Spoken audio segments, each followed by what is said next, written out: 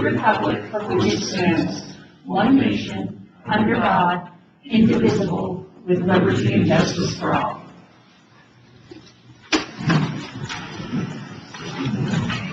Okay. Do we have any comments from the audience?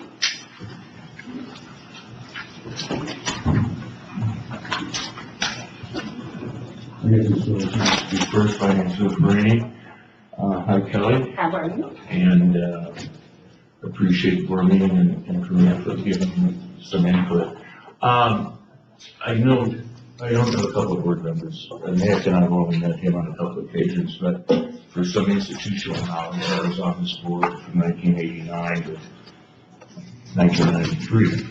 Showing my age here, but anyway, I listened to your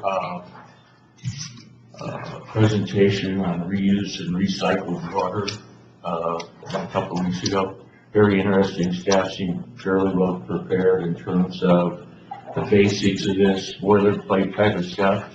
There was some boilerplate type of stuff that wasn't presented that I would like to draw your attention to. And I had some backup documents that I'll give to John, and then he'll probably give it to the lawyer. But anyway, you mentioned briefly Port Cologne, and Port Cologne is, how long do I have up here? 5 minutes. Okay, and we're the clock or something. I say you're 1 minute in. Huh? You're 1 minute in. Okay, so you mentioned Port Cologne, and that's a major obstacle. You'll probably never get over. You have a 1% chance, and that's after spending probably $10 million in legal fees. That's if you go to court and or if you go to Congress. What's more difficult to achieve than Port Cologne, if you can imagine this, is what was called the negotiated settlement between 17 entities. And I can give you the acronyms, and then I don't know if I have to repeat them or not repeat them, but you got, PTSA, GC, Public Utility District, North Tahoe Public Utilities, and then about 6 Indian tribes. Anyway, this operating agreement was signed by Congress, headed by a subcommittee of Bill Bradley, the Department of Interior, for oversight on the Interior Department. Because this goes all the way to Fallon, affects the Fallon Paiutes, and this discharge on where the ore ditch is, and what the ore ditch does to River Lake, and all that. Where we come in, and I'm just going to do it real quick here, because this thing is, I have over 100 pages, is after we had the settlement agreement, we hit what's called the operating agreement. The settlement agreement is 30 pages. The operating agreement is 19. The settlement agreement was approved in 1990, and I did go to Washington, D.C. to represent the district on this settlement agreement. Then the settlement agreement requires you to have an operating agreement. Well, the operating agreement was not finished until 2009, so it took 18 years to really finish this. The main part that affects the district is this, and it's in section 2, number 2, paragraph 3 of the operating agreement, and that says that we have to continue to discharge into Harvey Place Reservoir, or at that time we had Harvey Place Reservoir. Yeah, we did. Harvey Place Reservoir, and we can only store up to 2,000 acre-feet, and that same amount has to be discharged into the Carson River watershed, so that where the Carson River goes, as an Ohio, that they will not be deprived of this amount of water that we've been providing to them for free, pretty much. It also says that once you go beyond 2,000 acre-feet, you will have to replace the water in the Carson River watershed by that same amount. So if you store 3,000 acre-feet, you're going to have to give them another 1,000 acre-feet. Okay, so when you think about, how much we can discharge, I don't know if this is a rumor or not, there wasn't enough pressure in the export pipeline to activate the fire hydrants. I'm not sure if that's true or not. But anyway, I heard that. So the flow goes way down in terms of that natural capacity or natural disaster because of people leaving and you don't have enough flow to activate that system. Well, at the same time, you might not, even if you got by Port Cologne, very soon, 1% chance you get by Port Cologne. even if you did, you'll negotiate. There's 17 party signatories to this agreement. It's federal law. This is not pretty much overturnable unless you want to negotiate with 17 people on a federal level. I mean, this is, established law. The operating agreement, the settlement agreement, of course, is 1967. It's pretty much settled law, or sorry, precisely the term we would use, maybe. But anyway, that's my input. I have a lot more information. I do have, and I can understand why some don't. I do have institutional knowledge of this issue. And that section, again, is section 204.3A of Title II of the Truckee Carson Pyramid Lake Tahoe Settlement Agreement. So, and I'm going to separate these out and give some to John. And I think it'll be I like the idea. I think it'll be very high hurdle to jump over, to do any meaningful type of water reuse in the basin, just because of the regulatory framework, number one, for it alone, and then the settlement and operating agreement is federal law, very difficult to overturn, number one. Number two, with the price of an acre foot of water in Nevada, whatever, $5,000, I'm not going to rate it these days, but acre foot. What it says is if you take water away from the pyramid high use, you have to replace it with fresh water. Thank you. Thank you very much.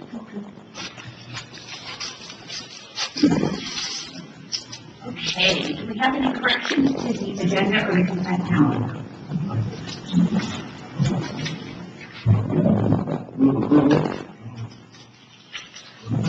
I'll second.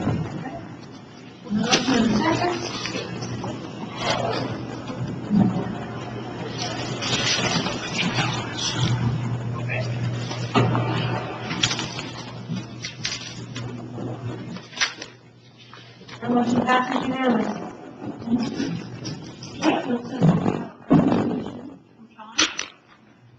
Yes, as you know, we've been working with Sean for the last several months on updating the capacity charge studies.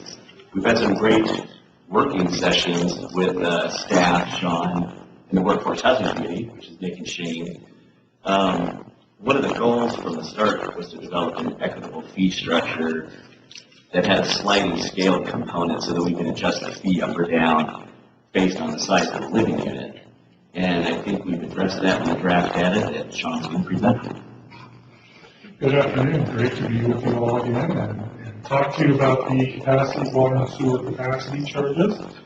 As we go through this, I'll talk about a couple key issues. We'll talk about the purpose of the study, what capacity charges are, a little bit about the methodology, and then look at those preliminary capacity charge analysis results and walk through some of the implementation of both the water and sewer capacity charges and then end on the next steps.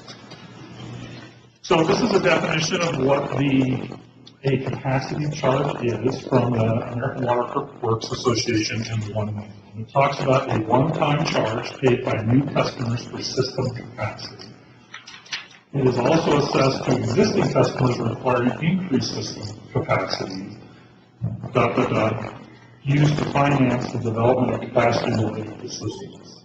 And so that's really what we're thinking about here is maintaining equity between existing customers that have funded the system and new customers coming in and connecting to that system, and being able to be on the same level as them from a rate setting perspective. So this is one of those funding methods, and we just got done talking about, what percent that was on the chart. It's not a very big percent for you all, but that's not really the important criteria when I come in and look at the approach and methodology. It's more of the equity between customers, making sure we have an appropriate value of that capacity that is then passed on to the new customers connecting based on the implementation approach. So as we go through this process, we think about how your system functions. So the chart here on the right-hand side talks about a couple of different scenarios. You may be in a situation where you have a lot of existing capacity, You may be in a situation where you have no existing capacity. And those drive the methodology or the approach that you should be using. In your case, you have available capacity, but we're also looking at projects that are going to provide additional capacity or replace available capacity in the system as you go through your process. So as we go through this, we think about our generally accepted methodologies. They're outlined in a couple different manuals, and it really comes back to the place you are in time with that available capacity. And we'll talk about a buy-in approach, an incremental approach, or a combined approach. And that reflects the amount of capacity that you have in place today. Now, capacity charges are governed under California Code 66,000. A couple of the key pieces of the Mitigation Fee Act, as it's also called, are 66,013, 16, and 22. It talks about the implementation of the fee, what you have to do with the funds, and how you calculate the fee. So as we go through this process, what we're really looking at is your specific systems. And so we take a look at your planning documents to think about what those planning criteria are going to be. We look at what those new facilities are necessary to maintain existing levels of service on an equivalent residential unit, or ERU. That's really the basis for that calculation, is coming back to that equivalent unit, because we extrapolate from that equivalent unit for those larger customers. So on the water side, on a meter side basis, we can also use that on the sewer side. As Paul alluded to, we're also looking at a different implementation approach on the sewer side to think about how those overall costs can be spread among customers. It's important to understand, again, this has nothing to do with your annual operation and maintenance expenses. This is purely a capital funding method to reflect the value of that capacity as we go through this study. So as I mentioned, you have existing capacity plus future projects that have capacity included within them, so we're using the combined method. That means that the capacity charge is made up of two pieces: looking backwards at the value of the system in place today, and then looking forward at those projects that are necessary to continue the current service level or to provide additional service or capacity in the system. The method that we look at is taking the buying component, is taking the original cost of those assets, so what's in the ground today. We bring that up to today's cost, so we call it the replacement cost new approach. So that brings assets right from back in 1950, 1960, and so on, up to their value today here in 2022. We do back off from that any contributions. So anything that was grant funded in the past, we take out of the equation. Because what this is supposed to represent is the value of the capacities that the district's customers have paid for over time. That's really what those customers are buying into. Bringing it up to our replacement cost new approach provides that value of compensating existing customers for funding that system over the years. So I always take this to the extreme for the example. If we think about a customer that has been paying rates for 50 years, and I come in and build a new house, that pipeline or facilities have been paid off essentially over that 50-year period.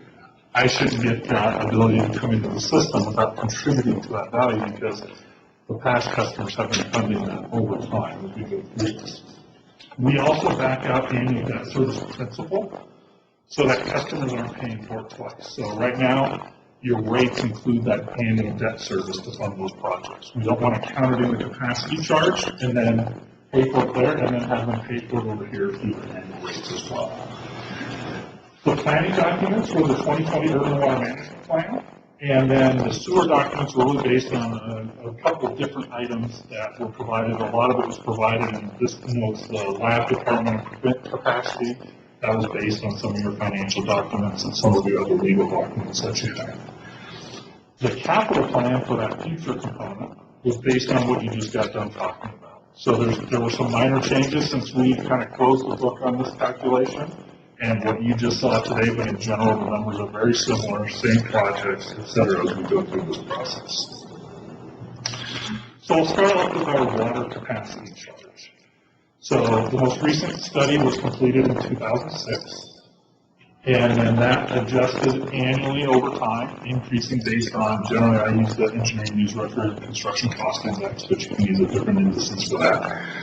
The board in the past has adjusted this, And if you go back and look at that 2006 study for water, they have projected significantly higher levels, and those have stayed at a flat level for the last couple of years as part of that. That current equivalent unit for a 3/4 inch customer is $6,833.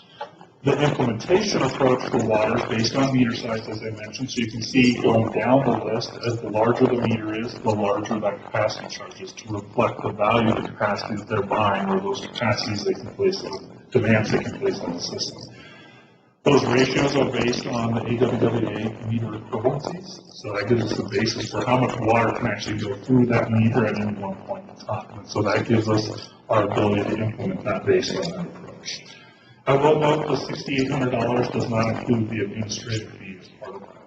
And that's a per unit cost, On the water side, it's on the per meter. per meter, Yes, not unit. not unit, correct. So some of the planning criteria, went back and looked at, it was great. You had a very recent urban water management plan, which is great. We could look at recent consumption history trends. So we're able to come back and look at that average unit for a water system. So in this case, the average gallons per person was 226 gallons.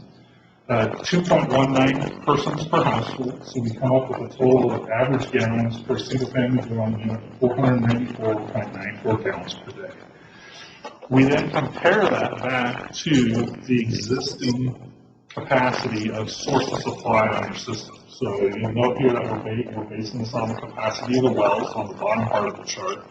And that gives us our ability, based on our current number of accounts and assumptions on water use, to determine existing single-family dwelling units, the SFDUs, and the future component. And that's important because when we think about the component of buying into the system that's in place today, the available capacity, we're dividing through by that total number, the 31,000 SFDUs.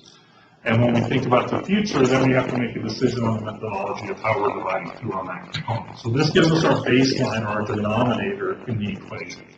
The numerator is our value of our assets and future capital component. So when we look at this chart, the left-hand side of the sheet gives you the functional assets that you have in the ground today, so source of supply, treatment, storage, pumping, etc. The next column over is our existing assets, our replacement cost new, less any of those contributions on the water side for funding in the past. That's then divided through by the 31,000 equivalent units. That gives us a buying component, or an existing component, of 5,745, so right in the middle of the page next to the blue line. Now, right below that, we back out the outstanding debt principal. So we're backing out a total of just about over $43 million. So we back out just under $1,400 in the fee. We also are backing out a private fire charge. So you have a separate private fire capacity charge for those separate fire line services going into primarily businesses as part of that. We're backing that out so that we're not double counting, charging folks for it once again on this fee and then again through a separate fee. So in total, for the existing infrastructure, we have a fee of $4,333. Looking forward, we worked with engineering staff and Paul and others and Julie to go through this and look at all of the future capital plan and assign a level of growth or capacity or expansion related for those assets. So if we're going out and upsizing a pipe, that piece or that incremental component can be included in the fee. Or if we're replacing a pipe that has capacity available, we can include that in there. So we went through that process, and then you can see we divide that through by 9,931 future SFDUs. That's the growth piece from the other side of the table that we just looked at. So that gives us a total future component of $6,713, and a total fee in the bottom right-hand corner with the red box on it of $11,015. So that's the cost-based capacity charge that the district could charge for a new connection for that 3/4 inch meter. Now that compares to that current fee of $6,800 right now. Looking back at the 2008 report, or was it 2006 report, we're kind of in that same range of what those projections were back then as well. So methodology is very similar as well.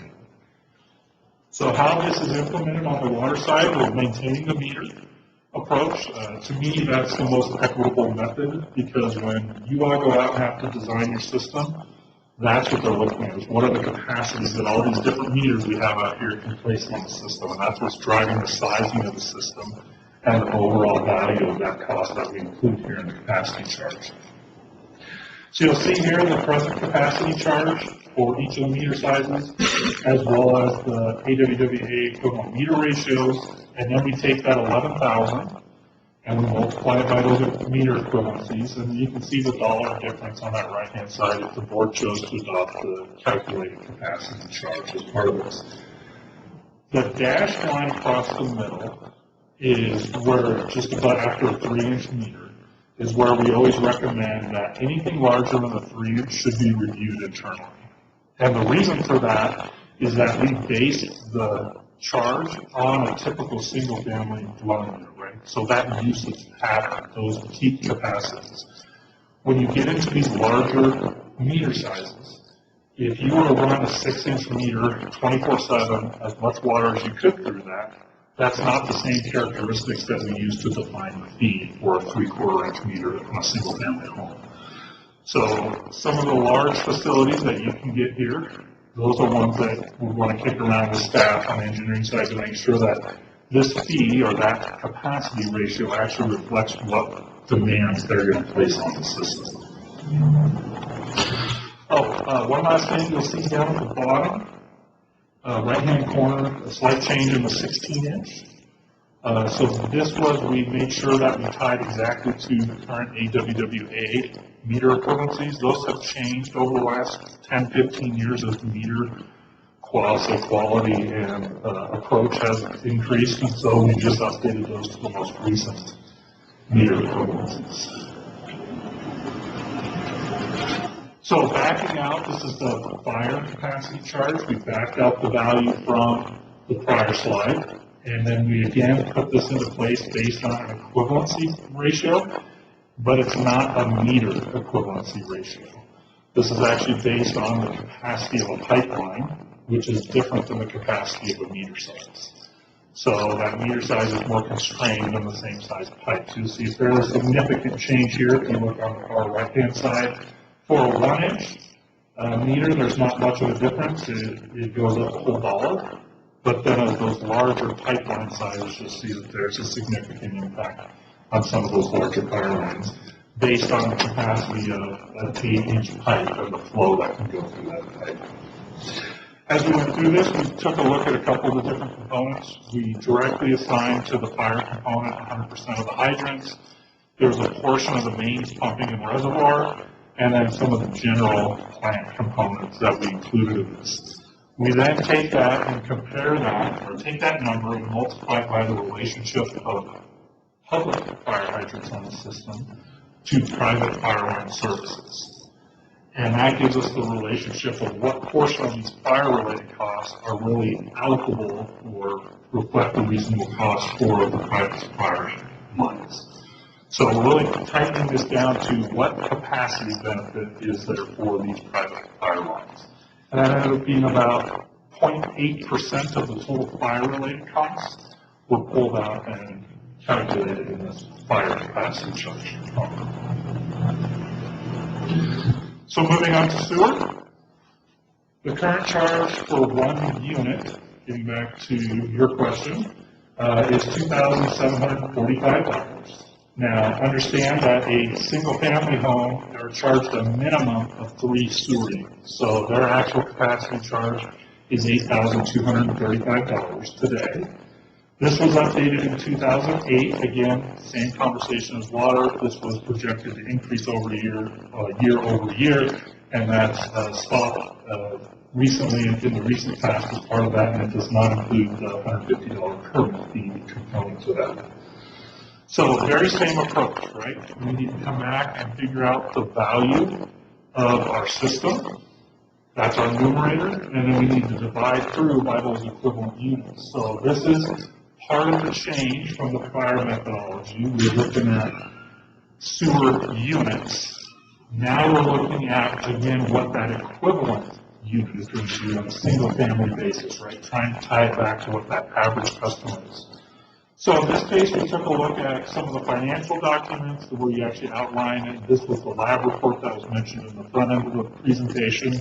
Showed that it was 96 gallons per day was that average demand for that typical customer. We've got a total sewer system capacity of 7.7 MGD, or million gallons a day, and an average daily flow currently of just over 3 million gallons per day. So using that 3 million gallons per day and the 96 gallons per day, we can calculate our existing units of just about 33,000. And then with the remaining 4.5 million MGD, we have an additional 47,000 units that are available for a total of 80,000 units. So this is based again on that average or that typical wastewater flow from that single-family home or that equivalent unit. We then do the same process on the existing assets and the future capital.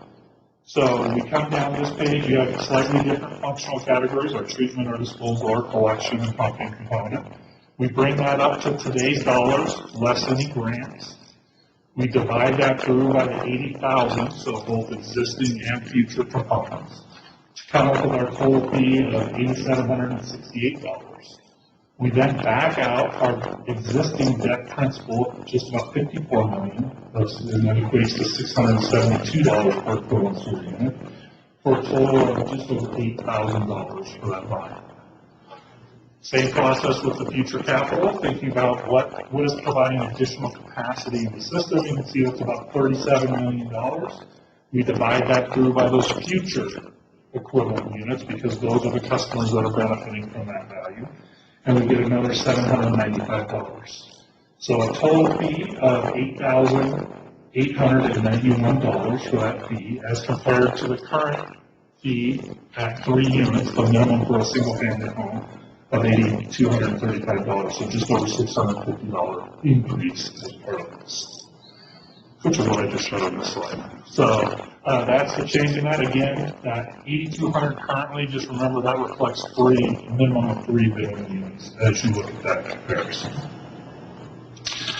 On the implementation, so there's multiple versions on sewer, as I mentioned, of how you can implement these. You can base it on the water meter size. A lot of folks do that. Now that you have things mostly metered, that could make it a little easier. But as we've talked about in the Tahoe Basin, there's a lot of folks looking at how we can adjust and implement these fees to more equitably reflect the capacities that those customers can place on the system. And so what we looked at is implementation based on a square footage basis. And so we went back and pulled parcel data. Thank you to staff here who pulled that for me, because that made it really easy for us to do the math here. As part of that, and we had data for as far back as it went. I think it actually went back into the 1940s or something like that, with some of the parcels there with square footage data. And we came back and looked at the data for the last 10 years. So the parcels from 2011 to 2021, and the average square foot of those single-family homes was 2,736 square feet. So when we look at that, then we can say, okay, so that average home of 2,736 square feet is equivalent to our $8,891. And then we can extrapolate from there. Now you all have a fun choice. There's multiple variations, right, of how we extrapolate that. So I put 3 scenarios here for you to give you an idea of the range of impact for the different size homes that may come into play here. So the first scenario is we would collect 75% of the charge as a minimum. The 25% would then vary based on square foot of the home. So if you look at this at the bottom, that's the left-hand bar. On the left-hand side, that's the highest bar. On the right-hand side, it's the lowest bar. The second one is 25% minimum, 75% based on square footage. And then that's the middle bar. And then the third one is no minimum, it's 100% on square footage. So you can see how that changes the trajectory of those lines depending on how you determine what that minimum would be from 0 to 75% in this case. Right in the middle is our 2,736 square foot home. And you can see for all three scenarios, it's all the same. It's the 8,891, and then it changes from there based on the square footage approach that you like to use. Just to give you an idea, when a couple others in the area have looked at this on the North Shore, TTSA went about, I think it was a 35% fixed minimum piece. TSD, so Tropic Sanitary District, they went with almost an 80% fixed minimum. North Tahoe PUD ended up going, I think it was closer to the TTSA, somewhere in the 30% range on that fixed. And again, there's no specific approach here. It was looking at what their fee level was and what their boards were comfortable with as charging, looking kind of as this chart is an example of how that changes for a smaller home to a larger one. One thing I will say, this is specifically for your residential customers. So this can be applied to your single family and then also your multifamily. Commercial would stay under the same approach that you have today.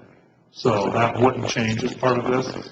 Square footage starts losing that correlation to capacity when you look at square footage of a lot of the bigger commercial that you have, especially thinking of, again, go to the extreme, a big box store that has, a restroom for staff, and that's about it. There's no kitchen facilities. There's nothing that's really discharging volume based on that square footage. Sean? Yes. On that 2736, is that the average of all of our existing housing stock? Correct. From 2000, the average of all of it from 2011 to 2021. That's the living area, or is that entire full square footage? I believe it's, yes, full square footage from what I can tell from the data, yes. The total, if you take all of it, everything that's on the tax rolls, the average was about 2,300. And so that's what we had started with as part of this process. It really doesn't change these charts much. So I ran it both ways just because I wanted to have the answer to that in my head. And it does change on the high end. It'll go up more, it'll come down a little more, but it's not a significant change when you change and look at that difference. And I think looking at the last 10 years is probably more representative of what you'll probably see being built up here in the future, rather than looking at some of the smaller cabins that were built in the 50, 60, 70 frame range that came up here at that point. So I think just as, kind of as we were discussing as a committee, some of the things we were discussing were, recent legislation coming out of Sacramento, and some of the indicators that smaller units, deed-restricted units, we're not going to be able to obtain connection fees from anyway. And so there was kind of that consideration. And there was also, as we continually kind of batted around, what can we do for affordable housing of any degree? The concept of minimizing costs for the 750 square foot unit was also a goal. So at some level it was as we were looking at this, it was, well, maybe depending on how this is implemented, you need less of an exemption for affordable housing because this might just solve the challenge of it. And so for those reasons, I would just point out, the zero, the lower fixed is probably certainly more supported by me just as we ran through that process. And you can kind of see exactly why within the bar charts. It's really just a function of decreasing costs on the smaller units that are likely to be small and affordable and needed within the community. The residences that are in excess of 2,700 square feet, it's a very large residence, and so if you think about growth to capacity needs, the investment within the community is for the cost. That's why I'm looking more towards the 0% fixed and escalating from there is some of the things we were looking at and considering when we were discussing the committee. And I will add, and I should know this on my bill, but I don't. I want to say 602, but that's probably wrong now on record. But there was one recently passed that has to do with other impact fees, which the state is requiring those to move to a square footage approach. It specifically exempts water and sewer capacity charges from that. But we are seeing this discussion all across California right now with going to some sort of implementation approach like this, and I'm working on another study actually in the Sacramento area, and we're looking at a similar approach to this as well, something they want to evaluate as part of their process. And so because of that assembly bill, that was moved forward as part of the impact fee process.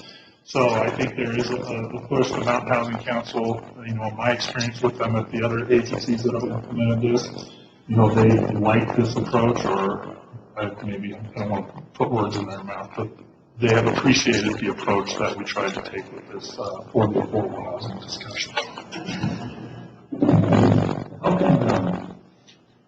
How can all three alternatives pass the cost of service requirement? Was it AD-1600? I can't remember what. But it seems like if you're bound to only charge the cost of service and these capacity charges, how can all three alternatives meet that? So that's a very good question.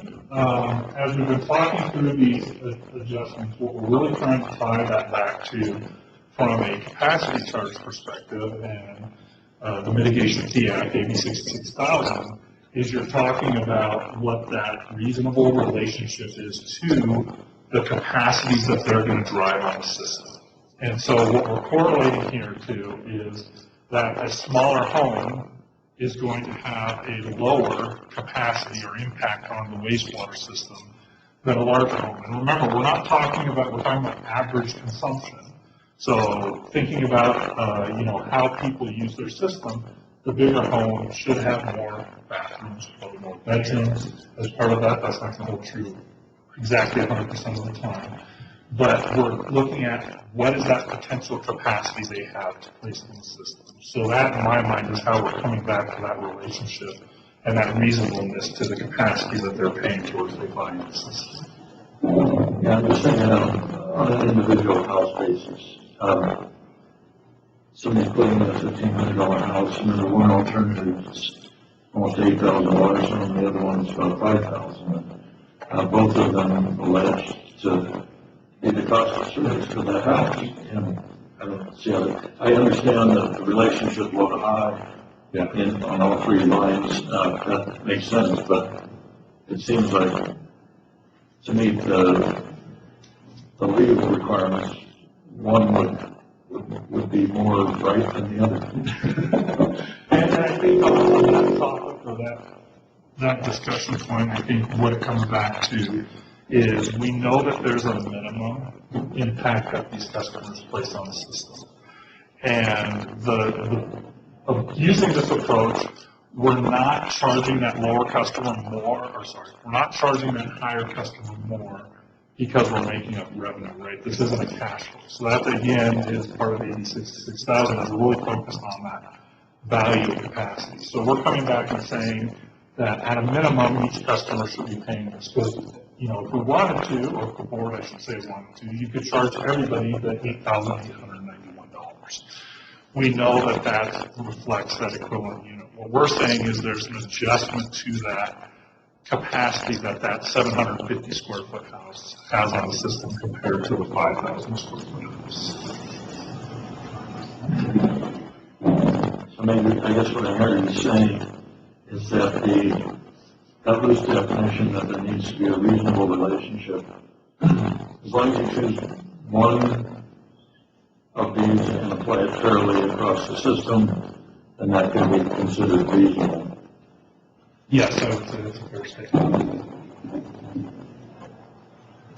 I guess follow-on question. It seems like this entire page could be applied to water as well. You could do the same with water. My opinion is that the meter is a better measure on the water side. Because they're going to size that meter based on what they know or think their capacities are going to be.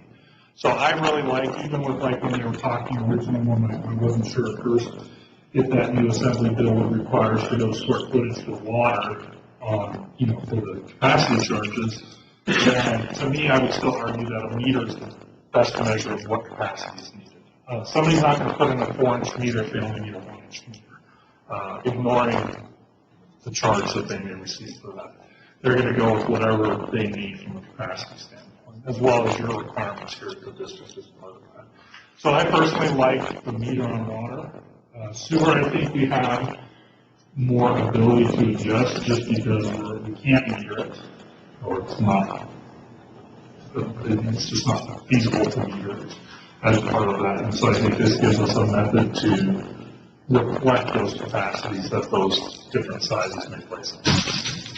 Yeah, the only thing is, for single-family residents, you can serve, you know, 3/4 of this chart at a 3/4 meter. It really depends on the landscape. If they got a giant landscape, then they need a bigger meter, but if they have a small landscape, you can run a 4,000 or even 5,000 square foot house off 3/4 if you wanted to. That makes it very flat and regressive for the smaller houses. So I hear what you're saying, I don't think you get the price break at the lower end with a minimum 3/4 inch meter. Yeah. I was curious if you played with that parcel information over the last 10 years with the size of the house kind of thing, and get a sense of the variation on that, and maybe play that over what's remaining, what build-out is possible, and then also any thoughts you might have had on what's the minimum, you know, let's say you're doing a remodel or adding on like 400 square feet, what kicks it into this calculus, I guess? Yeah, let me answer the last one first, because that's the easiest one right now. On that one, what most folks have done is tied it to the definition of an ADU, accessory dwelling unit. And so if it's anything larger than an ADU, then that would kick in, you know, the incremental square footage of that. So, I want to say TSD, we tied it to 500, I want to say it's 500 square feet was our minimum. But then I believe they also had exemptions or exceptions to that depending on what they were adding as part of that. So if you're adding, you know, another bathroom and bedroom, then that was something they were going to look at as part of that. But again, we have to be careful with the requirements around how we deal with capacity charges on ADUs and make sure that we're not getting into that realm. We're being able to stay away from that. I should have had a chart on the square footage. I actually did look at it by, I think I did it by every 5 years. I looked at the averages. And I want to say it kind of did a little bit of this, but I would say the trend was definitely the older you go, the smaller you go.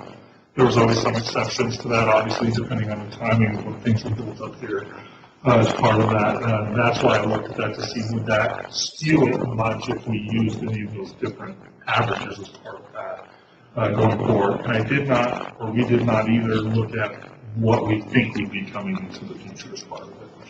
I do know for TSD, they were kind of, sorry, it was TTSA, they were looking at kind of what we projected versus what actually came in, just thinking, because that was a concern of the board is, what if everything comes in and everybody builds 750 square foot homes, right? And it's not probably not reasonable, but it's a good question. You know, would that impact our finances? And again, from a capacity charge standpoint for implementation of calculating fee, we don't care, but that's a concern because that's a funding source for you for some of your capital projects. They came in pretty much on average, is what I was told, is that it kind of lined up to their number. TSD and TTSA both used, but I think we stayed at right around 2,000 square feet was the average for them. And we know in TSD, they've got some very large homes going in their service district and some of that part of that. And I think, like, as you look at development pattern in South Shore in the future, you're going to have a volume of what I would say some level of deed-restricted housing. And due to our permissible development within the basin, you don't see lot subdivisions. So you're going to see, intermittent single-family redevelopment that this would be applicable to. And I would say close to kind of tiny square feet that relates to ADU, that you would just look to if whatever square footage was coupled with a deed restriction to that ADU, that would, kind of be the exemption opposed to just having a square footage of it. So it's basically if you want to expand your house by 399 square feet, and you're not going to put an ADU into it, you're still going to be, subject to the increased fee. And so I think for a lot of different reasons, a lot of the redevelopment you're going to see, particularly on the South Shore, is going to be higher end single-family residential rebuilds. Brownfield redevelopment, that's the greatest opportunity.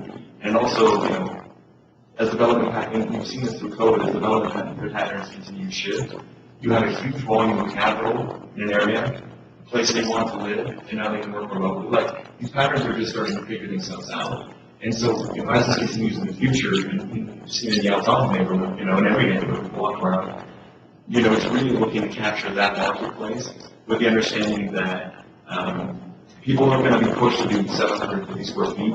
Every project that you work on, people are looking to maximize their square footage because that's the highest return on investment.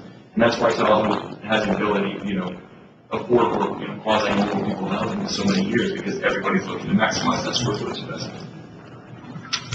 And maybe that's the forecasting that's needed, just getting a sense of that parcel size, and then from that having some assumptions based on that, in terms of maximizing the capability and how we get what's the next development. I don't know what parcel, and I guess I'm just trying to get at that kind of long-term forecast, so we can lose out on this in terms of our investment in the system or not. Well, I think just based on kind of the system, so in particular, like the highest kind of redevelopment you see now is based on following the 2012 adoption of the regional plan like TRPA. In the highland capability lands, people could then exempt their deck.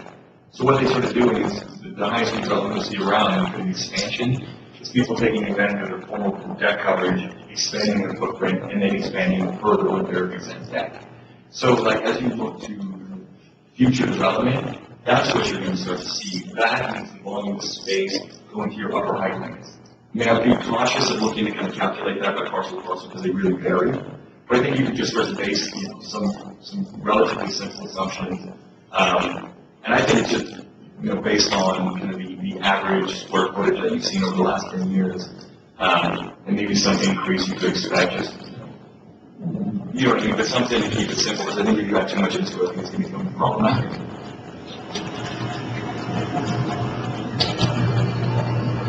I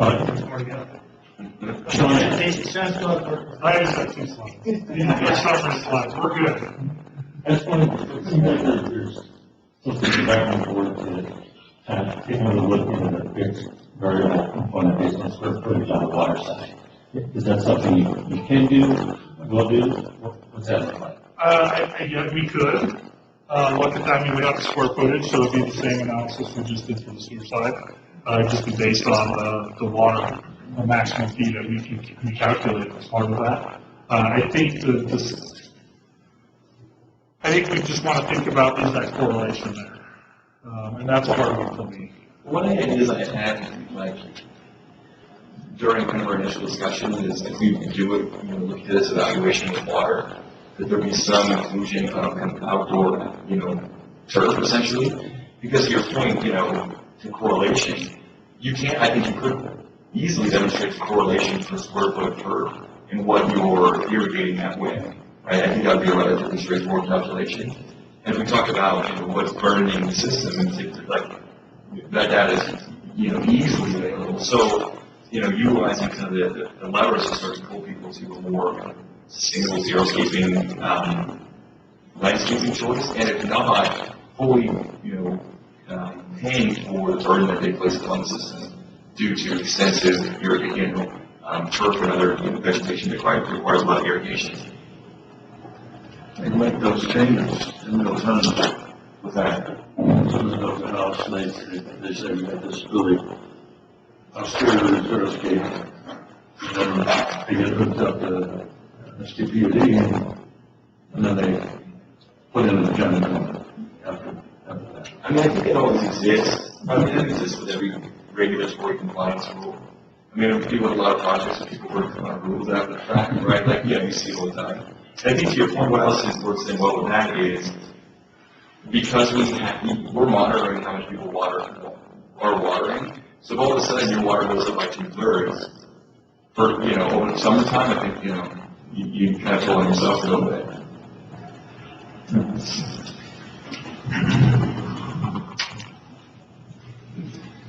So what would the board like Sean to look at it's variable rate on the water side. I would. So that'll be a piece we'll have to figure out if we can get, if there's turf or not, because that might be the tricky one. You probably have to go off the typical one, just like your 2,730, whatever it was.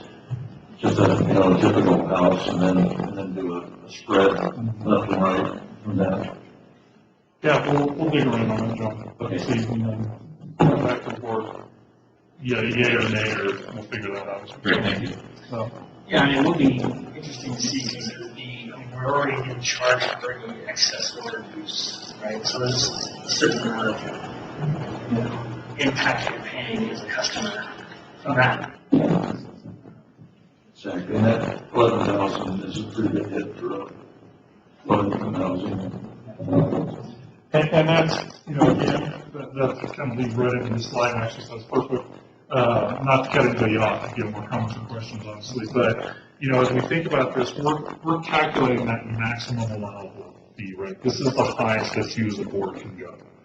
You go past this, there's no support to go higher than this. So as you think through this, what we've done is provide that reasonable relationship to the value capacity for water and sewer. We've equated that to an equivalent unit, and then we have the implementation approach, meter size for water right now, square footage on the sewer side. So any reduction from these maximum charges then just implies more sharing of the cost of growth to your rates, right? And we all know it's not a significant amount of dollars in the overall big picture budget, but it is dollars. And so that's what you all need to think about as you go through this process, because that is a bigger hit. It went up from 6,800 to 11,000 for the maximum fee there. On sewer, there's really not much of a change for that typical single-family home based on those three units. But again, that can vary depending on your preferred implementation approach, and then on the commercial side, how that could impact those customers based on that calculation. So that's really just, I'll wrap up and then take any other final comments. We calculated this. I think at this point, unless we hear otherwise from you all, I think our overall approach and methodology from a calculation standpoint is there. We're on the implementation discussion. Okay, how do we want to put this in place, and then what's the best method to meet your goals and objectives as a board to establish this going forward. So I'll work with staff, and then if there's any other comments this afternoon or later, I'm sure we can get to staff and follow up with me. Maybe this isn't a relevant question, but so if somebody pulls a permit, they pay this $11,000 fee for the water hookup. Do they have to install a meter outside of that budget, or is $11,000 supposed to pay for the district to install a meter? No, this is just the value of capacity buying into the system. So the meter is in addition to that. They're charging time and materials for that. Looks like Ken might have some. They charge $5,000 deposit for time and material to get it hooked up. So It's on top of the connection fee. yes. No. Okay. I have one other question. Well, Actually, for Sean. You mentioned that you use 495 gallons per day for the water on a single family unit. And then on sewer, it's 96 gallons per day. Is that per sewer unit? That is the average per account. Per account? Yes. Okay. So that was the best data we had to, when we talk about the planning data, that was the best data we had to come back to. And that's the challenge with sewer, is what is that number, right? And so that's what we're trying to tie back to. And that was based directly on the flows into the plant. Yeah, so it's a real number. One thing I did want to point out real quick back on the discussion regarding the charging the water based purely on the connection size versus square footage. Specifically with the discussion of affordable housing, generally those projects, and take for example the Sugar Pine, the big giant one that's being contemplated, they're going to be paying based on a master meter, not a 3/4 inch meter per living unit. So that calculation would be very different. So I'm not sure if the square footage function on a project like that would be appropriate. That's where it does get a little tricky. And so in other utilities that have that square footage, there have been some folks, because it really depends on the number and size of the units that are running, for that, whatever they're providing that service for. So in some cases, just again, take it to the extreme example, that capacity charge could be very different using meter size equivalent versus a square footage equivalent, or calculation as part of that. And so there are some utilities that have both. They will have, for the commercial customers, they'll have a chart like what I have up here on the screen. And then for residential square footage or per unit, it's, some folks will use multifamily as 80% of an equivalent unit. They'll like, well, I'd rather pay for my 6-inch meter because, it's several $1,000s cheaper. So Paul's point there, that gets a little tricky on the single family side, depending on how many units, size of the units, et cetera. And even though, like on this chart, for example, do you remember what size meter that project was looking to put in? The sugar pine? Yeah, I'm guessing it's 248 units or something. So according to this chart, it would show that the cost on that 6-inch would go up by about $140,000. But on the sewer side, their fees are going to drop by more than $1 million, like at least. Because it looks like it's going to be about a third of what the original calculation was. The 6-inch line is going to be used for domestic and farm flows. Okay.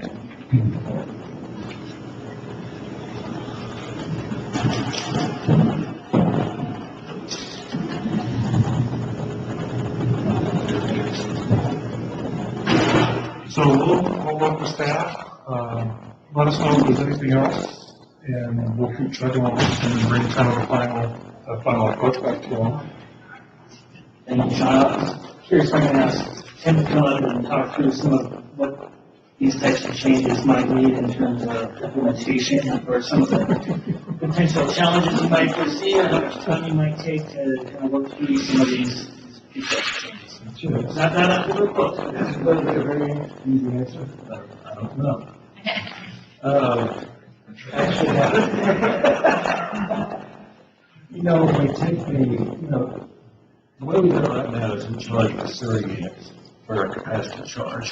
So when we go to a square footage type setup, we'll collect that capacity charge, but we'll not only be looking at the square footage of a single family and multi-family, we're still counting sewer units and billing by sewer units.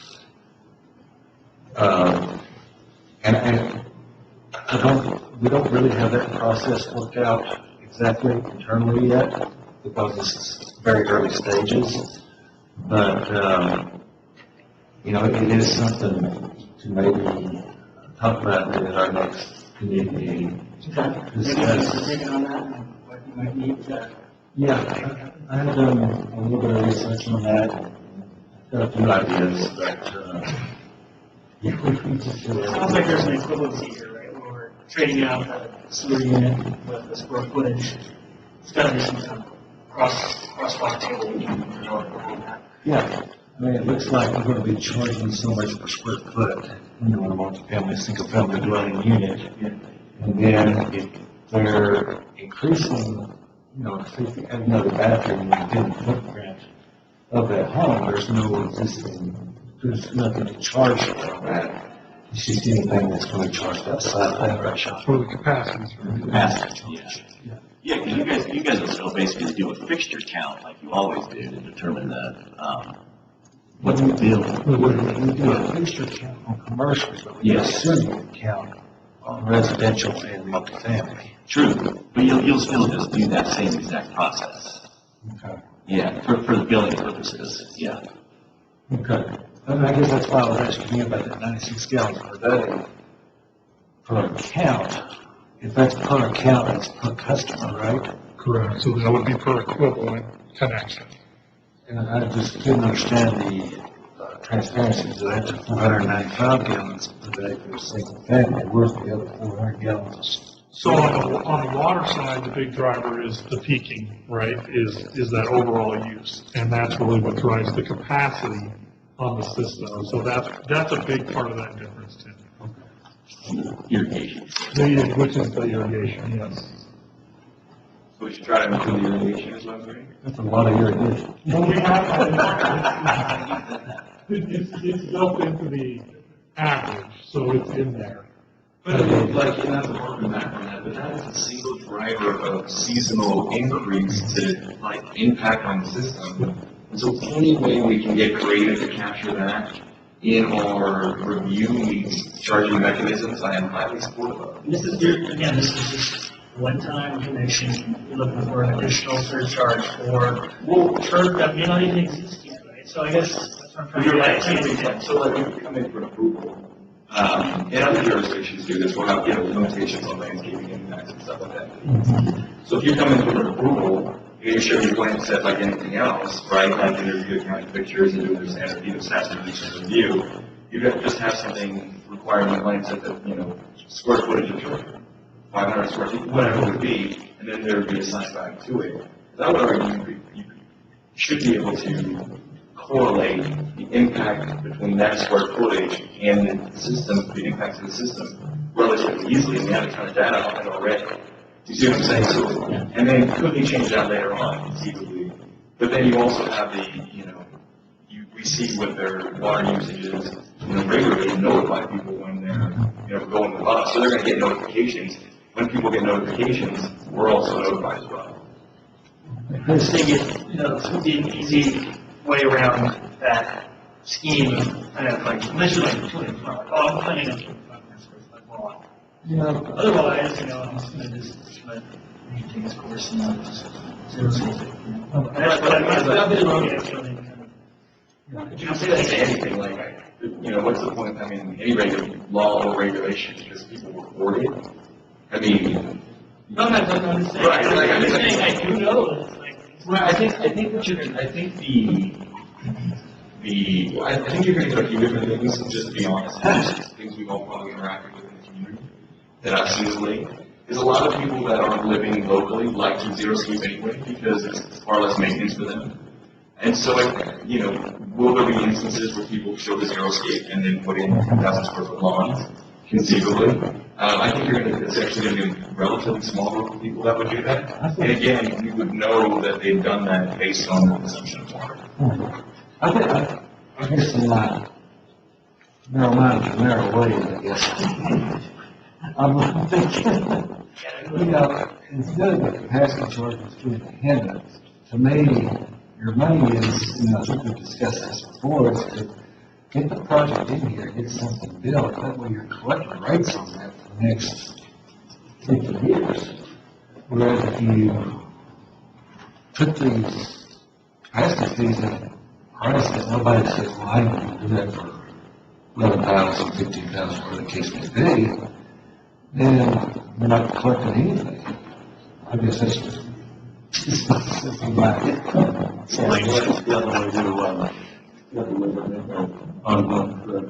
Okay, Trevor, did you have something you wanted to say?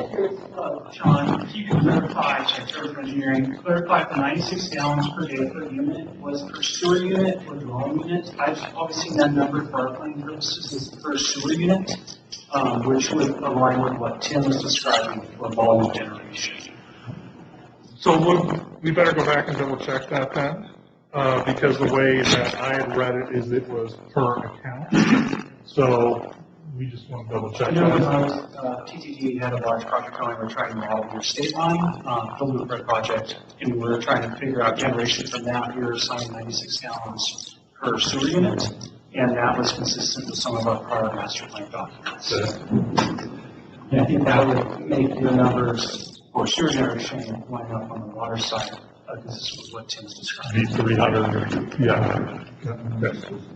So that gets back to what we were talking about before, Paul. So. I was just going to say, one way to correct for that change in landscaping is that, amplification after you get the connection. If our rates were heavier on the variable side, if our rates were 100% fixed, there's no incentive to conserve at all. I mean, there's no financial, there's a mental one maybe, but the more you tilt your agreements to variable, it creates a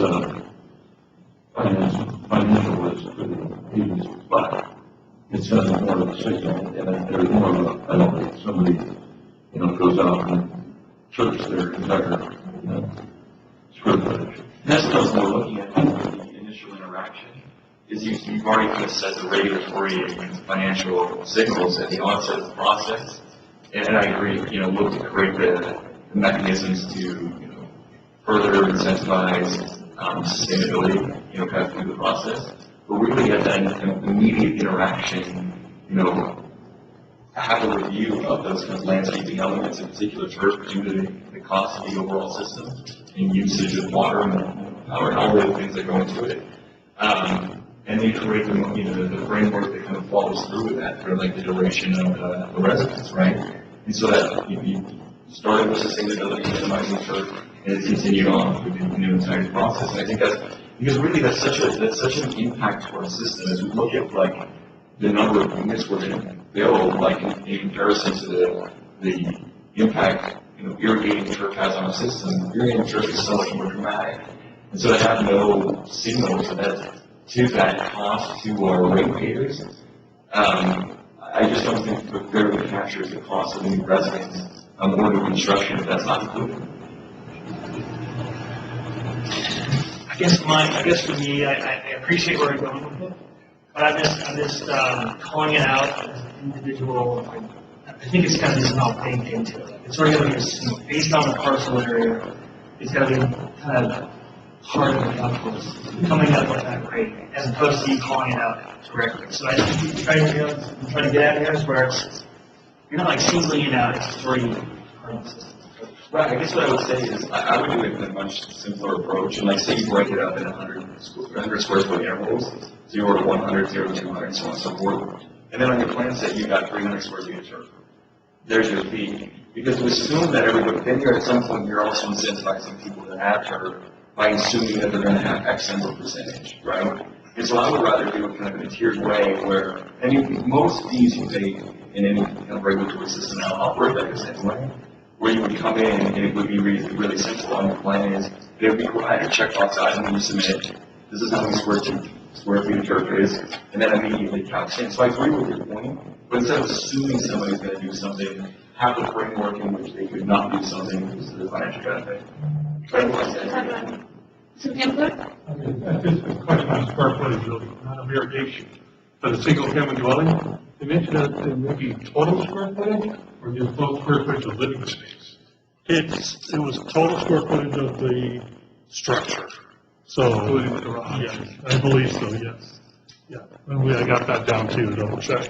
Those are some of the details that we need to flesh out, and I think that I can go with overall square footage just because it's an easy number to grab, but I think we're getting into, what's the threshold at which you kick in for a remodel in terms of additional square footage that then requires additional investment into the system. Our current water consumption rate structure with 2 tiers? Yes. Is that part of something that we're looking at here, is changing those tiers or perhaps adding another tier for excess landscape irrigation? That would be something to consider next time we do an actual rate study. Yep. Yeah, so it wouldn't be part of the capacity charge, it would be part of the, yeah. Okay.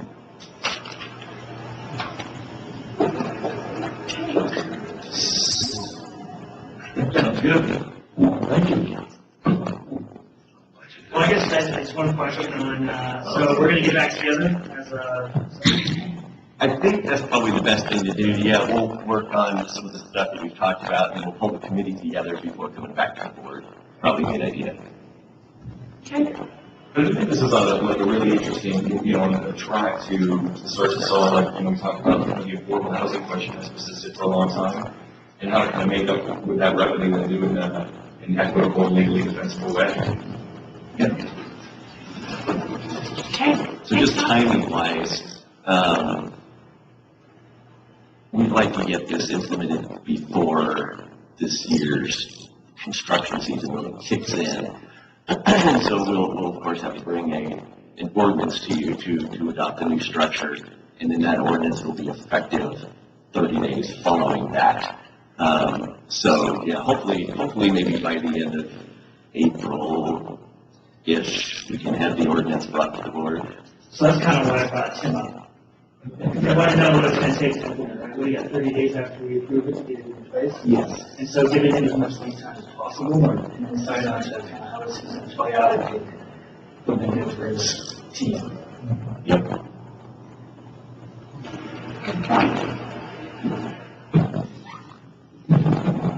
But I think we will have extra lead time because I'm anticipating the next time you're in front of the board is not going to be with the ordinance. That'll be the next time to show what the committee saw at their most recent meeting. And then once we leave there, we'll get the ordinance prepared and come back. But by then, you should know what the structure's going to be. Let's make it real easy. Yeah. It's going to be vacant in the Okay. Thank you all. Okay, let's move on to items for action. 7A.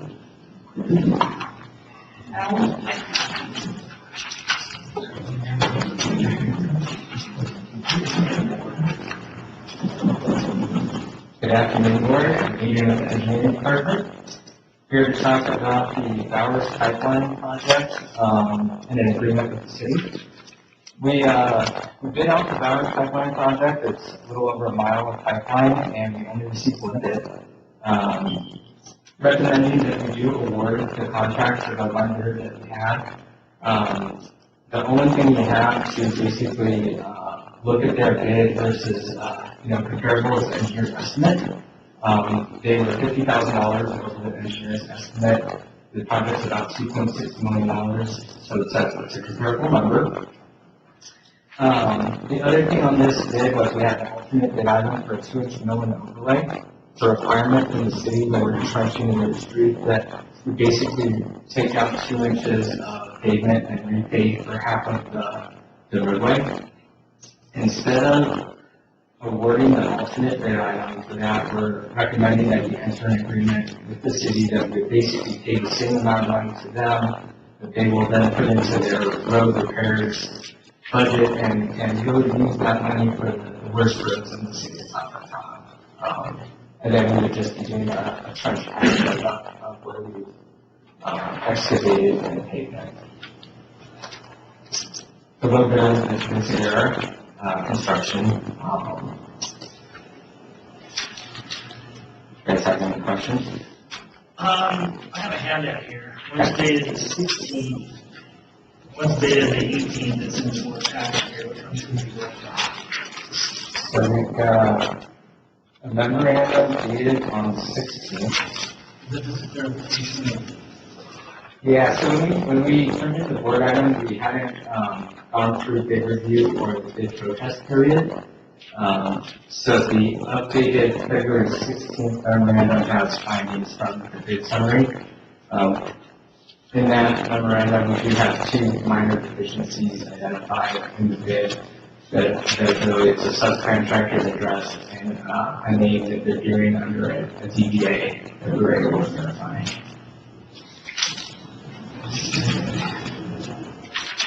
A quick question, just, this is more relating back to some of the CIP budget discussions from earlier in the day. But those 7 contractors that attended, how has that been kind of compared to what you would have seen historically? Has it always been around 7? And just curious sense of his interest looking at all. So I feel like the last 2 pipeline projects I've done, we probably had about 7 general contractors, and we had about 3 bids. Okay. So I was definitely surprised to only see 1 bidder at this average pipeline project. We got 2 bid bonds, right? We got 2 bid bonds, yes. Yeah. But one of the bidders didn't turn in a bid. So do you think that's an indication of things, or just kind of the uniqueness of this project? I don't feel that this is a very unique project. I think this is more of an indicator of just the industry right now. Usually pipeline projects are pretty competitive, we get a lot of people bidding on them, it's pretty standard. Yeah, I mean, that's why I was, as it related back to that CSD discussion, because if you have one bidder who needs something, that creates a real captive marketplace as far as, bids and what we're going to have to pay.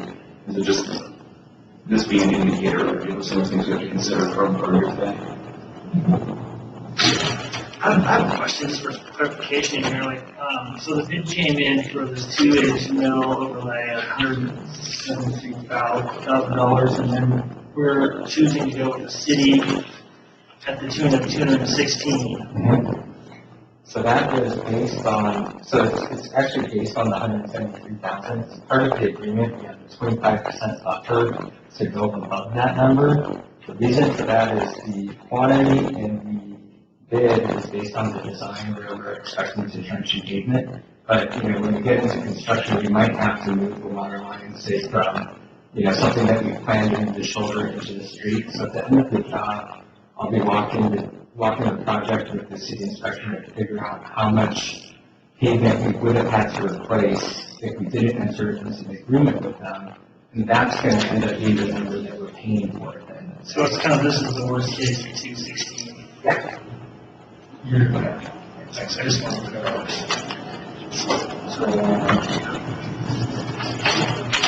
Any other questions? Do you think, back to that number bidders issue, do you think there's a bid risk that they're shying away from the ability to obtain pipe or some other, is the ability, it's probably obtaining pipe, and if that is the case, if the district's putting in 4 miles a year of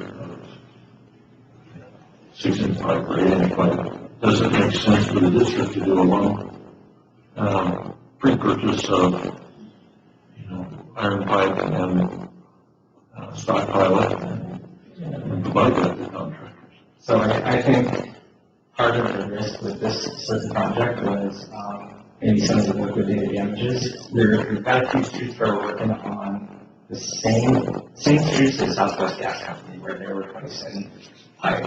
And we've got an intermediate deadline of July 31st to get through those streets. And the contractor might not be able to get parts that quickly. So I think that is a consideration on this project. The other kind of wild card I look at on this is groundwater and how much groundwater is going to be they're going to encounter. So that's a big factor for them. We're going to check the suppliers and kind of see if we're pre-purchasing some items. I'm not sure where that ended up. Yeah, we have not done that at this time. It would be something to consider for the future. Yeah, I just kind of reflecting on a big levy project that had our select backfill was, the big deal.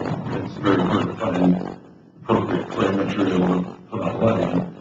We provided that as part of the contract. So the contractors were guaranteed they go to this borrow site and they would have material that's not spec. Our bids came in low and we had lots of bidders. But if I had another project where we didn't provide that and the bids were all over the place and we got fewer bidders, very high. The bid risk was definitely included in the price. So I think to the extent that let the supply chain deal with if there are bid risk issues like that, and we're going to be on it.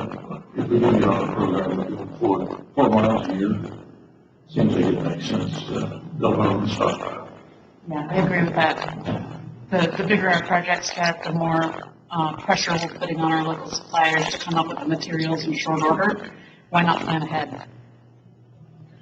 Yeah, I think we have the contractors see what the concerns from the area. See if we can solve it ourselves.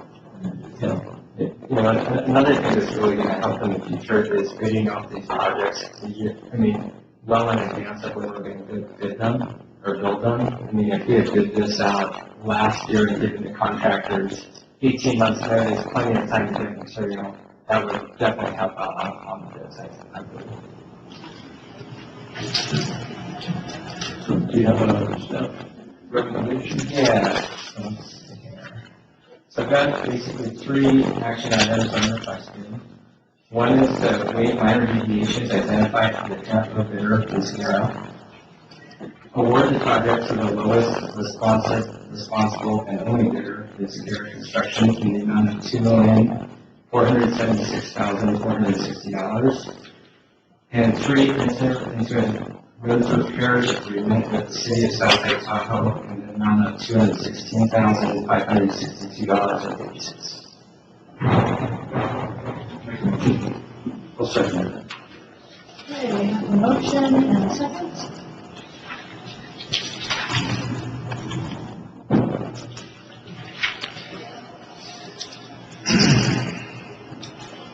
And that motion passes unanimously. Thank you. Please state your name. Okay, John. All right, 2022 board goals. So last Thursday, I sent you my proposed final version of the 2022 board goals for the general manager. I've incorporated all comments from board members into this latest version. And at the last board meeting, the board requested that I bring this forward for formal action. And so this is before you today for approval. We have discussed this and these goals over the last 2 meetings at least. I think we're all there at the board level. Just checking in on there any additional comments on this today. Yeah, I had one. I apologize for not getting to you earlier, so it's setting back a little bit. We've been something I've been thinking about and really looking under goal 10, provide safe and harmonious work environments for employees. And so something that, I'm kind of dealing with in my work role, as I'm sure just many people in the community are, is there's really, let's say, significant issues facing, young families in today's world, in that there's just really no available daycare for people. And so, I know that's challenging for lots of different people, especially staff here that have young kids, and the challenges that faces in the community, or in their homes, and their ability to be successful as a family. So looking to see, what opportunities exist either from, providing additional flexibility within their schedule. Can you start at a half hour late to allow the drop-offs and they work a half hour longer? Those types of situations in the immediate start to bring some relief where possible. And then also I would say, with our existing relationships with like LPCC, can we develop a relationship in which with their daycare center, we have some space immediately set for our staff? I don't know how that plays into things. Well, what I would look to is, can there be any work towards immediate relief for people? Means, how these things can work to a longer-term solution. Because I know just young folks I was looking to hire just recently can be devastating, and it can fundamentally stop their ability for taking a job or taking it. Not to mention just some of the crippling things that can bring back to your home when you're short on time, kids, and all those things that can be devastating. So, if there's anything we can do in the immediate, I would look to encourage that and see whether it's with Liz or, you or maybe in front of another committee, some discussions on, where that stands and how that's moving forward. Yeah, for sure, great point. Actually just met with one of our staff, just this past Monday about this very issue. And, we're convening a group of our own staff, including Liz, to talk about the options that we can do to help young families, young mothers with the daycare problems that we're having in this town, especially for children that are 2 and under.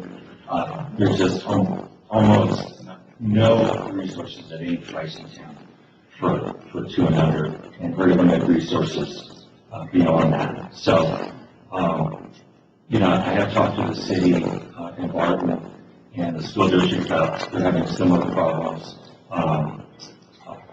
in regards to workforce housing, but also in regards to this child care issue. So we've actually already had this for our staff meeting. I think that week after next, at the end of February, to start looking at options, whether it's a schedule, partnering, as you said, with LPCC or the city or others, road alternatives out there. But it has become a big concern of mine, and a recruiting concern. I'm concerned about losing our existing employees because they just flat out can't find child care. and then think about trying to replace them. That really limits our pool of future candidates. And so we have a lot of recruiting challenges coming up, and this has become an important component of that recruitment effort. I think too, just one of the things that's been so remarkable when we were talking about it at the CIP budget meeting was just the exceptional nature of staff and the trust and quality of work that we see every day. And so ensuring that you're bringing young people, that want to have kids and can live in this community, will ensure that continued success where, if you're if the policies and the inability to get private daycare preclude those people from getting a job, some of the best and brightest simply aren't going to apply. And I think that's going to be a real detriment over the long run. So I'm really glad to hear that, we're looking at it and, curious to see, again, what changes can be made in the short to long term that help to address these problems. So do you want to admit it in this? How about this? A look at 5G under strategic and long-term planning. So I'm told this maybe strategic planning. Explore potential alternatives for future district workforce housing, and addressing childcare challenges. Something along those lines. I think that's good. I mean, this is like in compliments to you beyond that, I think this is for things that, I've heard other board members reference myself. I think this is a very comprehensive list. And, congratulatory to all the efforts you've made over the past couple of years. So yeah, I'm really excited. Yeah, I think that'd be a good addition just to make sure that, Okay. Do you need to officially make that change, Gary? Yeah. Yeah, okay, as amended, if there's any other amendments. As considered. that was not No change. Okay. I'd move adoption as amended. I'll second. Okay, we have a motion and a second. Take the word, Jim. Only 80 on there. 81, sorry. Yes. Your vote is not necessary. Not paying attention.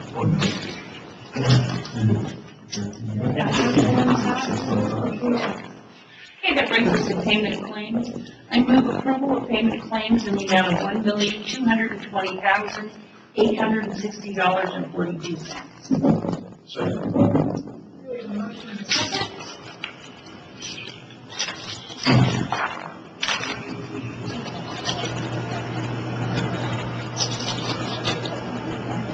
And that motion passes unanimously.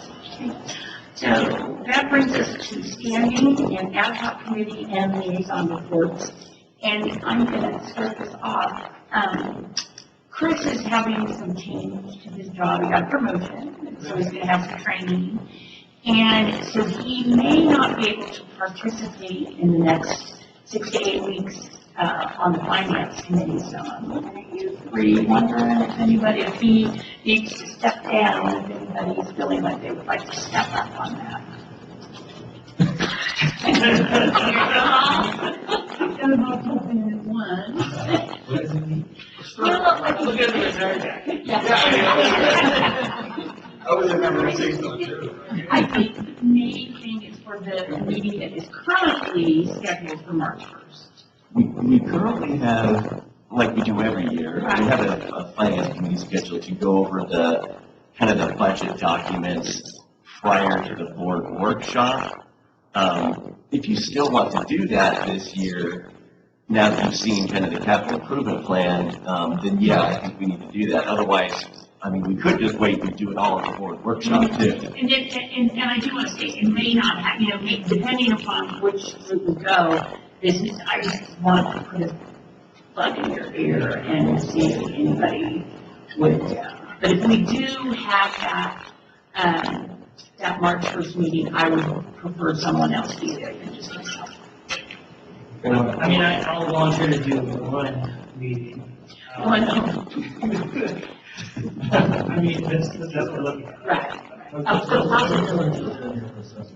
The reason that we're talking about this is, as Joy said, Chris may not be able to participate, but we can't have an alternate. We can't switch people in or not, because then we have 3 board members discussing And so what it would be is that Chris would, in effect, not.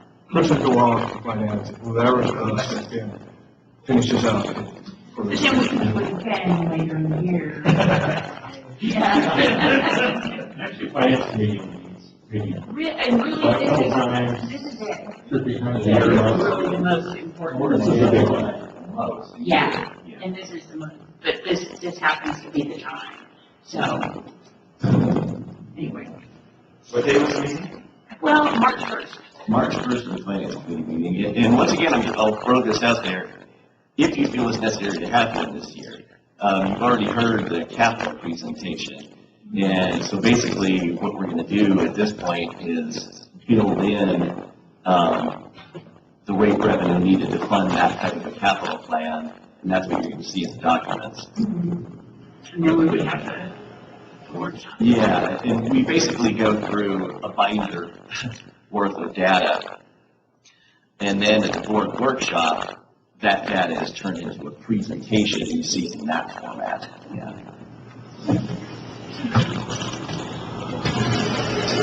We have, like a system efficiency and sustainability committee meeting on the 1st. That's after, I think. What time is that? Coming March 1st, that's a crazy day for me. Like 2:30. I mean, I'm very interested In the in process. the financing of the district. So, well, let's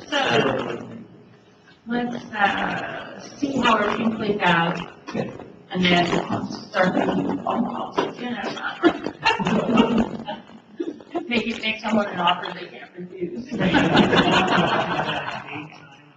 And we're not necessarily, that's the other thing, the date could change. Is it all, couldn't it fall with a little bit, or is that? It may, yeah, it would have to be, if not then, at least a week after. Like the next day. It'd be the next day. Tell me, I could do March 1st, too. I have a 5 o'clock meeting that day, but we're done by 5. Oh, yeah, we done by 5. Okay, so we'll just put it all in line. Okay. About a couple hours. Yeah. It'll be fun. Yeah. Well, they give you these really nice rulers, so you. Like years. You can start it off in one of those giant radios. Yeah. And then it's on.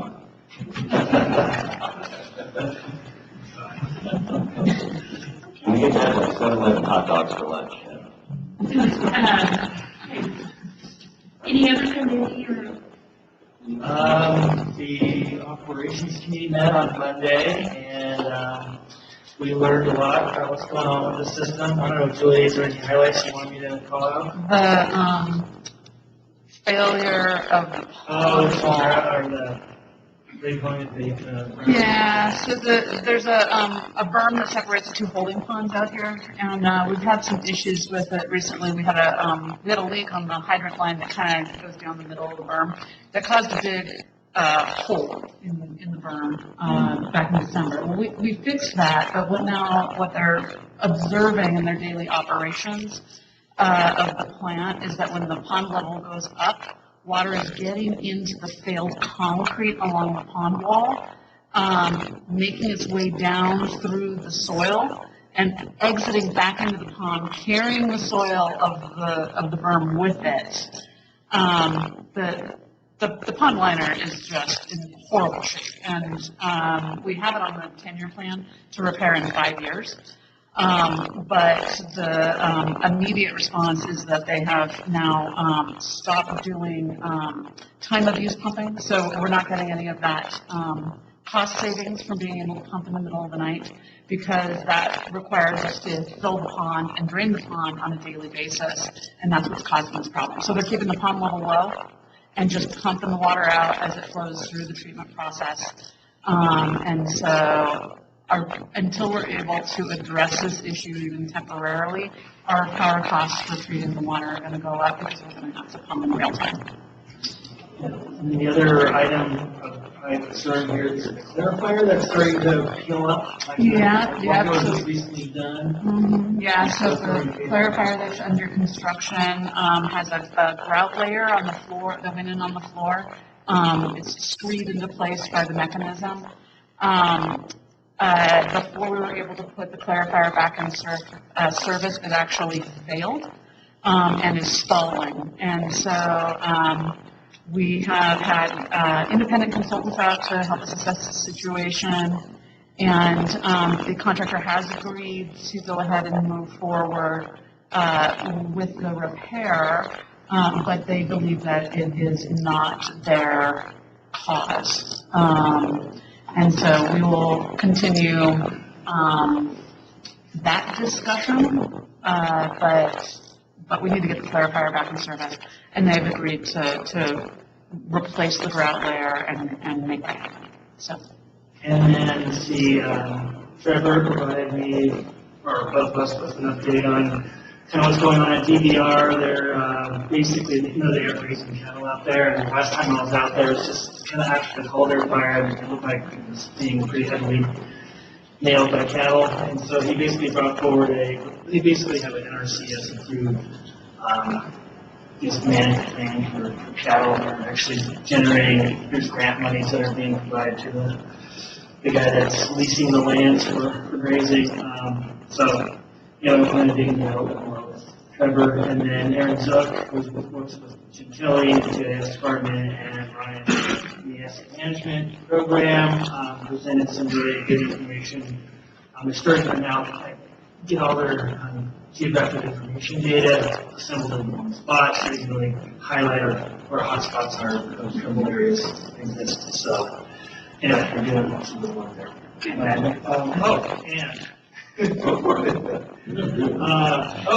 participated in the ECC this week. That was late, sorry, Melanie. But anyway, that's my report. Was that virtual? It was virtual. It was a tough one.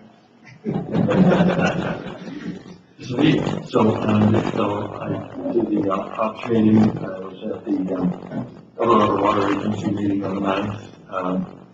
And really not a lot of business transacted that involved South Tahoe. I guess the only thing that was germane to me was I was re-elected first vice president for that for another year. So, but other than that, I can't recall anything. Maybe in the legislative report they have something in there, but I didn't pick up really anything germane there. The focus of that agency is primarily the west slope, drains to the delta. So that's where 95% of their energy lies. So. Yeah, it would make a challenge to get noticed by the water agency and get some money coming back to the east side.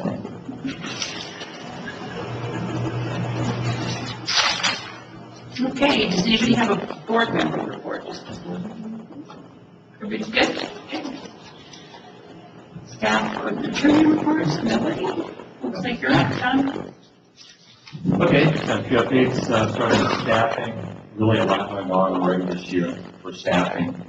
So for grants coordinator, this is Lynn's position. We interviewed 4 candidates yesterday, all external candidates, and all really excellent in their own ways.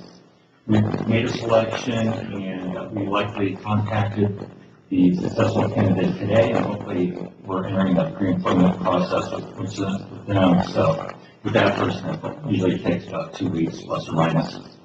So Lynn is out May 3rd, is her last day here, so we should have a good amount of overlap with the new grants coordinator. Good shoes to fill there for sure.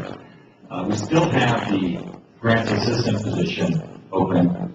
This was vacated by Rena, and we're waiting to work with the new Lynn before putting that recruitment together.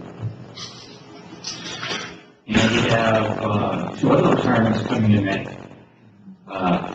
for customer service manager and finance administrator. And we're currently reviewing those job descriptions and making some updates and some changes. And then later this year, Evo is retiring, probably late October, early November timeframe. And I've been working with Julie and AD-HOC and looking at his job description and made some revisions and updating on that position, now called the Water Resource Manager. And I believe that has started advertising today. And our hopes is to get someone in here in July, they can start working on some of the capital improvement projects, and also have a good amount of overlap with EVO and all he's been doing with the groundwater management planning. And in other news, under staffing, we've recently received 3 resignations. So we're now advertising for a lab tech to backfill Sierra in the lab. And we're now holding an in-house recruitment for a water asset management specialist to backfill Tony. And we had a retirement and plant operations. We're kind of looking at what's the best way to handle that position replacement. So, yeah, busy staffing changes already so far this year. And of course, COVID-19 update. So just a little bit of a recap. It was a busy month for us here in January, a little bit in February. But in January, we had 26 positive cases with our staff. And this has declined massively. We had just 1 case last week and none so far this week. The California indoor mask mandate expired on Tuesday, and Dorado County and Calosha are also ending the indoor mask mandate if you've been vaccinated. At the district, we're planning to transition to the new regulations next week. Perhaps we're just working through some of the documentation requirements for vaccinated employees. And just at the last meeting, the board approved a virtual meeting policy, and this needs to be renewed every 30 days. So you'll see this at the next board meeting as well. Next item I have is a DVR update, and I guess at DVR, it's going really well out there. I've been working a lot with Trevor and Jason on the day-to-day activities and the fire recovery efforts, and really want to thank both of them. It's really going well out there. And then I wanted to talk a little bit more about the Recycle Water Strategic Plan. Last Tuesday, we had our first joint meeting for the public and strategic advisory group. We had about 60 in attendance at that virtual meeting, including board members Peterson and Roxas. And also our former general manager, Bob Bear, was on the call, and attending, of course, he and Richard were really instrumental in the construction of Harvey Place Reservoir and the Diamond Ditch, conversion of the plant to advanced filtered secondary, purchasing the Heights Ranch property, which represents much of Diamond Valley Ranch down there, building the pivot rigs and the hydropower energy recovery unit, and many other DVR projects over the years. Also attending the meeting were representatives from Lahine, Sheriff PA, Leading State Lake Tahoe, the Washoe Tribe, and Alpine County. This was an introductory meeting, lasting about an hour. We provided an overview of the strategic planning process, information about our current treatment plant and Alpine County operations, and some general categories for upcoming alternative development, which could include invasive reuse. And that's why we was there. Yeah, we had some ideas about that. And get a chance to say that I appreciate Luke coming forward and his knowledge base and his service on the board for many years. And I think Steve and I will move a call and just make sure we have everything. We know everything we can know. And not to distract, the conversation around invasive and reuse was not very popular amongst those that were on the call. What was the, and I apologize for being absent, but what was their concern? Just their, basically there's personal, there's a lot of OMW, designation, DORADO, just a lot of concern that we would not be able to treat to a clear enough, clean enough, tertiary level, so. There was a comment about, from a member of the public, pretty strongly stated that they didn't want a wastewater to end up at this tap, drinking water tap. Doesn't want to take further. So that's, I think it's possible, maybe certainly technology's there. I don't think it's really anywhere close to what we'd be looking at.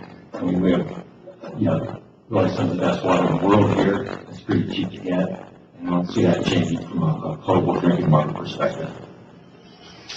There was also a comment, we've assembled, I forget what we call it, a steering committee or a strategic advisory group. And there was a question or maybe a suggestion that Alpine County be included in that. And, Let's leave, can I just interrupt for a second? Let's leave that for discussion later on. Thank you. I guess we might have just real quick regarding the in-basin reviews. I guess, is it a paper problem or is it a real world problem? Is it regulatory world on paper or things you wouldn't be able to actually achieve in the real world? You see what I'm saying? And that's a really big important distinction. I don't know if it makes sense from an economic perspective.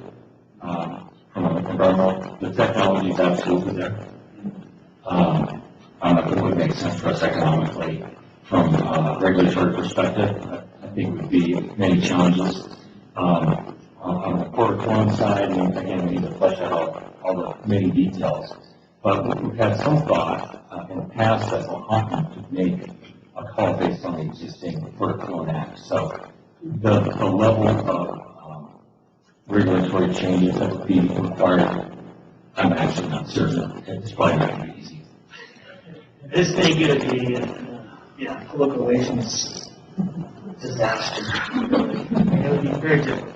I mean, we spent barely 45 minutes actually talking substance on that meeting, and you're already getting people hyping up and excited about that option for reuse in the basin.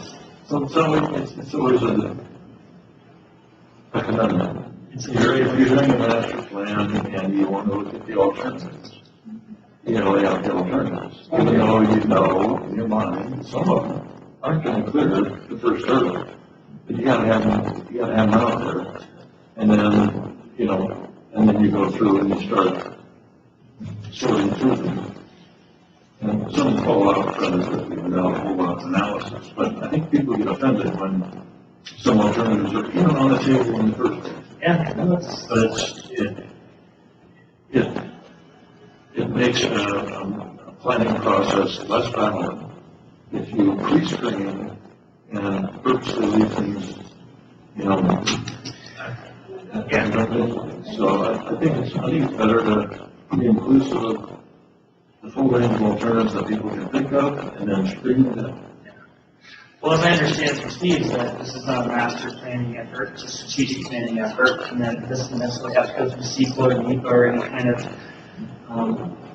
alternative analysis per se. It's just really putting out there some of the options that are available to us for moving forward on, and then I guess, after those strategies are identified, then we get into the business of CEQA and NEPA and trying to work through how they will play out.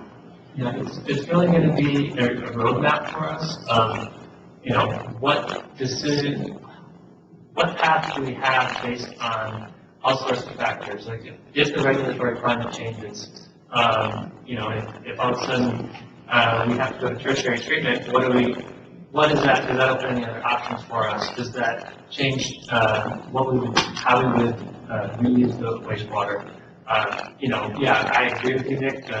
I don't know if you do, but to talk to your question about the regulatory hurdles, they are fairly significant, and that's the first step in this whole process is identifying just what is that regulatory framework, what are the legal implications of the different options.